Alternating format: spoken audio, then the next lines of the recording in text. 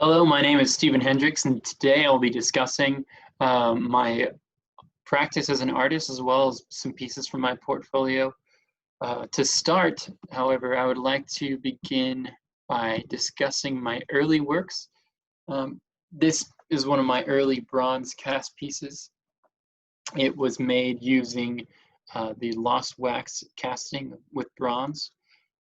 Around my that time when I was first starting off as a artist, I was using a lot of metals and casting materials like sand casting. It's also casting in other metals like bronze and aluminum and doing some welding. Uh, however, my early works typically consist of small sculptures. And for me, to really call yourself a sculptor, you have to consider the space around you.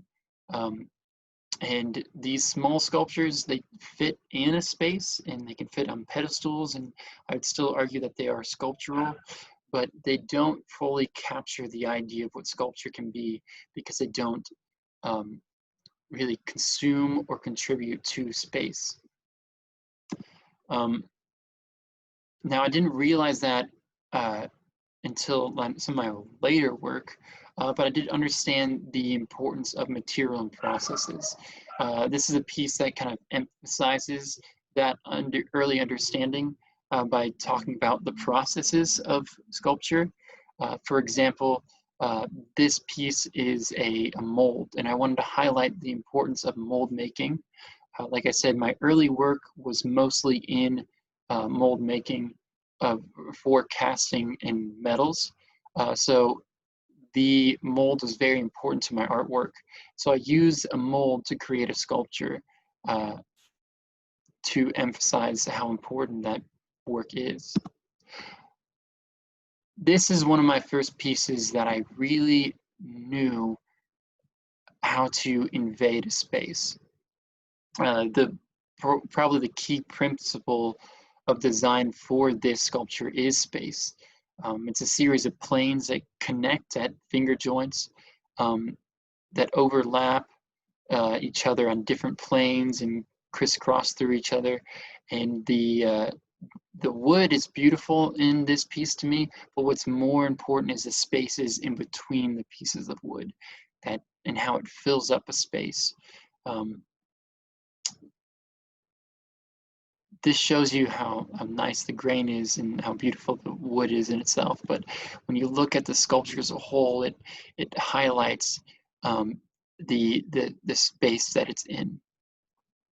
I think another piece that really emphasizes sculpture for me that I have in my portfolio is as Blue Churros. This piece was in the UNT Lightwell gallery space. Um, I believe that's its previous name. I think they changed it to maybe the Fortman Gallery is what it's currently called. But this gallery space is 3 stories tall. So it's quite a large gallery, but it's really just a regular sized classroom size gallery. So as a sculptor, I wanted to really use the space that I had available to me to my advantage by building a sculpture that went high up in it, not only because it's a possibility in that space, but because it highlights the space itself. I believe a sculpture should work with either the gallery or the environment or the community that it's with as a contribution. And so as this piece uses the space, it also contributes to it by tying back into the height and the natural beauty the space has in it.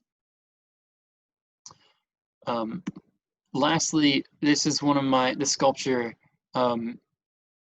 was one of my most dynamic sculptures for it. It's an interactive piece.